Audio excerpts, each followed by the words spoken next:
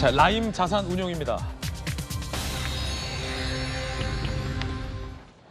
라임 의혹에 대해서 금감원이 재검사를 한 결과 민주당의 김상희 의원이 다른 사람들 다 손해봤는데 직전에 김상희 의원은 거액의 특혜 환매를 받았다라는 의혹이 제기된 상황입니다. 김상희 의원은 특혜는 없었다라고 강하게 반박하고 있는데 저희 채널A가 라임 부사장이 법원에 제출한 자필 진술서와 증권사 관계자들의 대화가 담긴 녹음 파일을 입수했습니다. 그런데 김상희 의원의 주장과는 달리 2019년 7월부터 이미 환매가 불가능한 상태였던 정황이 고스란히 담겨 있었습니다. 또한 민주당 김상희 의원 환급 2달 전부터 이미 일반 고객들은 돈을 돌려받을 수 없었던 것으로 드러났습니다. 이 보도 남영주 기자가 단독 보도하겠습니다. 2019년 10월 1조 6천억 원에 달하는 고객 투자금을 돌려주지 못하고 환매 중단을 선언한 라임 자산운용. 채널A가 입수한 이종필 당시 라임 부사장의 자필 진술서에는 7월 19일 우리은행에 환매 불가 통보를 했다는 내용이 담겼습니다. 라임이 운용하는 어머니 펀드 아래 은행과 증권사들이 150여 개의 자식 펀드를 만들어 팔았던 상황. 우리은행이 환매가 안 됐다면 다른 금융사 펀드 역시 환매가 불가능했다는 걸 보여주는 대목입니다. 같은 해 10월 라임과 대신증권 관계자들이 나눈 환매 중단 대책회의에서도 이 같은 언급이 나옵니다. 그때부터 환매 중단이었잖아. 유동성이 확보가 안 되니까 8월 20일 날에 계획해서 막고 있다. 이것만 해결되면 괜찮을 거다라고 했지. 이렇게 10월까지 환매를 막았지만 김상희 더불어민주당 의원은 9월 9일 미래에셋을 통해 투자금 일부를 돌려받았습니다. 8월 말부터 이런 지급 연기나 이런 것들에 대한 자문을 받고 하셨다고 하는데 최소한 이런 문제가 생기구나라고는 알고 계셨다는 거잖아요. 라임이 고객 돈 지급을 연기하거나 누구는 주고 안 줄 경우 발생할 문제도 사전에 알았을 가능성도 제기됐습니다. 채널A 뉴스 남영주입니다. 자, 그뿐만이 아닙니다. 환매가 막힌 상황에서 다른 사람들은 다 피해가 볼 것이 뻔한데 특정인에게만 거액의 돈을 돌려준다? 이것은 특혜 가능성이 있죠. 라임 부사장의 녹음 파일엔 이러한 여러 정황들이 담겨 있습니다. 조금 더 이 녹음 파일을 들어볼 텐데 특정 고객의 다급한 상황을 전하면서 특정인만 환매를 해줄 것을 요구하거나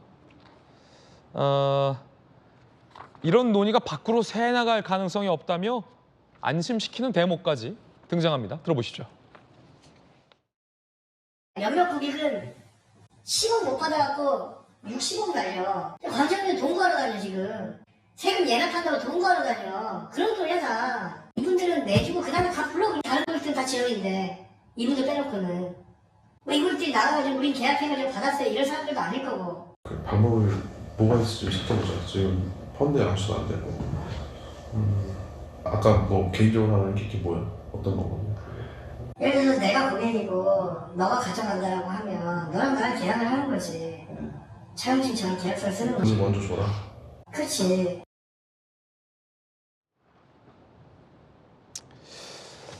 자, 이런 정황이 담긴 녹취 파일 들어보셨습니다. 정혁진 변호사님, 네네. 민주당 김상희 의원은 다른 사람 다 못 돌려받고 거액의 손해를 봤잖아요. 네네. 직전에 김상희 의원이 2억 원의 돈을 돌려받았습니다. 특혜 아니다라고 하고 있지만 저희 채널A가 입수한 녹취 파일과 자료를 보면 이미 김상희 의원이 돌려받기 2달 전부터 돈을 돌려줄 수 없는 상황이었는데 누구 말이 맞는 걸까요?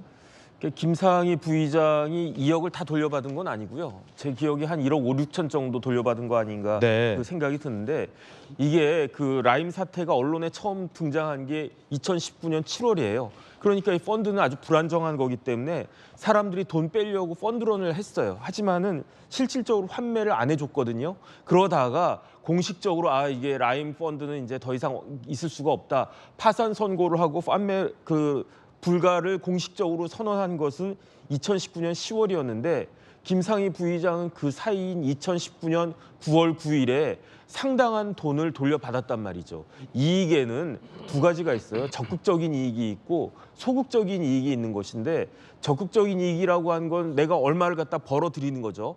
소극적인 이익이라고 하는 것은 내가 돈을 더 잃어야 되는데 잃지 않고 그걸 갖다가 막을 수 있었던 거는 소극적인 일이란 말이에요. 그러니까 김상희 부의장은 계속 뭐라고 이야기하냐면 나도 몇 천만 원 손해봤다라고 주장을 하지만 예. 그거는 몇 천만 원 손해를 본 게 아니고 1억 몇 천만 원, 1억 한 5, 6천만 원을 이익을 갖다 본 거죠. 그러니까 이건 누가 봐도 특혜인 거고 지금 이 상황에서 문제가 되는 것은 이러한 특혜적인 사실에 대해서 김상희 부의장이 알고 있었느냐 또는 더 나아가서 김상희 부의장이 여기에 대해서 영향력을 행사하고 있었느냐 그 문제가 중요한 거지 여기에 대해서 변명하는 것은 말이 맞지가 않고 김상희 부의장이 이제 그 혐의를 벗을 수 있는 그런 그 책임을 벗을 수 있는 유일한 길은 나는 진짜 아무것도 모르고 전혀 가만히 있었는데 그냥 알아서 그냥 이렇게 해가지고 그냥 뭐 요 정도 손해보고 내가 돌려받았다 이게 입증이 되면 모르겠는데 그렇지 않고 알았거나 영향력을 행사했다라고 하면 이것은 상당히 심각한 문제로 그 번질 수도 있겠다는 생각이 듭니다. 김상희 의원은 이 특혜 환매 의혹에 대해서 이렇게 부인한 바 있었습니다. 특혜성 환매 모두 허위 사실이고 어불성설입니다. 금감원장이 저에게 죄송하다고 하는 말을 제 기억으로 한 5번 했습니다. 1시간 동안에. 5번도 넘게 했습니다. 내가 살아온 70년에다 오물을 뿌려. 자꾸 딴소리 하면 그거 1시간 동안 제가 펄펄 뛴 거를 까냈습니다. 글쎄요. 금감원장이 이에 대해서 반박하고 있을 뿐더러 금감원장이 김상희 의원에게 사과했는지 안 했는지가 본인의 특혜 환매 의혹과 어떤 연관성이 있는지 저는 잘 모르겠습니다.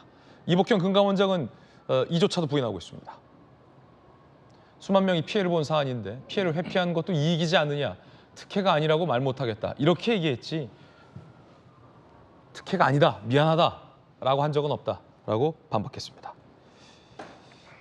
저희들이 입수한 자료를 보면 박정호 의원님 네. 아까 대책 회의하는 거 들어보셨잖아요. 네네. 김상희 의원 같은 특정인들에게만 돈을 돌려주자. 그리고 밖으로 새 나가지 않게 하자. 심지어는 그런 사람들은 밖에 나가 얘기하지 않는다. 그러니까 너랑 나랑 개인적으로 차용증 쓴 걸로 하자까지도 해서 아주 구체적인 방법까지 나와요. 그럼 예. 저렇게 해서 얼마나 많은 사람들이 저렇게 특혜 환매 혜택을 받았는지 확인이 돼야 되는데 그 안에 지금 김상희 전 부의장이 있었다는 거 아니에요? 그리고 김상희 부위원장 본인이 이렇게 떳떳하다면 녹취록 그냥 까면 되는데 왜 저렇게 말씀만 하고 있는지 잘 모르겠어요. 근데 지금 저렇게 그러니까 일단 하나는 확인이 돼요. 그러니까 특혜 환매를 해준 정황은 분명히 있어요. 그 안에 김상희 부의장도 포함이 된 것 같아요. 근데 김상희 부의장과 이 특혜 환매를 받았던 아까 특정된 그 사람 예. 강주영님 소위 말해서 10억이 없어서 지금 60억을 날릴 만한 이 사람하고는 또 사정이 또 틀려요. 김상희 부의장은 그게 어떤 돈인지 잘 모르겠습니다만 네. 내 가게를 운영하는 거하고 직접적이지 않은 것 같아요.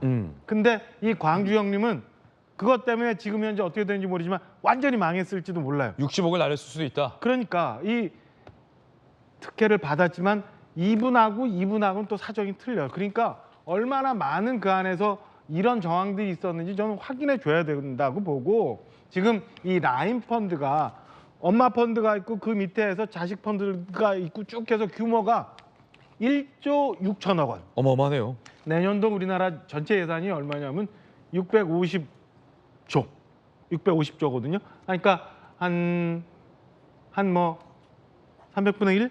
그리고 제 지역구인 원주의 1년 예산이 1조 한 5천억 정도 되니까 원주 전체 1년 예산보다도 많은 돈이 저 안에 와서 없어졌어요. 그거는 시장에서 피땀 흘려서 막 모은 저축했던 돈 아니면 결혼하려고 모아놨던 결혼 자금 아니면 평생 월급 꼬박꼬박 모았던 자금 어떻게 좀 굴려볼까 하고 저 펀드에 들어갔던 사람들인데 그거 해가지고 1조 6천억 원 어디서 날렸던 사람들 그 안에서 혜택 받았던 사람들 혹여 그걸 이용해서 무언가 다른 이익을 챙겼던 어떤 세력들이 있다면 저는 다 찾아내야지 저렇게 무슨 금감원장이 뭐 사과를 했느니 안 했느니 나는 아니다 라고 나갈 일은 아닌 것 같습니다. 김상희 부의장 거는 차치하고 저는 금감원에서 이거 제대로 다 확인하고 검찰도 수사 통해서 다 확인해서 있을 수 있는 그 부당이익 그다음에 이로 인해서 혜택 받았던 사람들 다 밝혀내야 된다고 생각합니다. 피해를 보는 것은 언제나 힘없고 백 없는 일반 국민들 아닌가 이런 생각도 듭니다. 다른 사람들은 2달 전부터 환매가 안 됐는데 일반 시민들은 특정인들에게는 왜 환매가 됐을까요? 이 궁금증은 풀어야 하지 않겠습니까?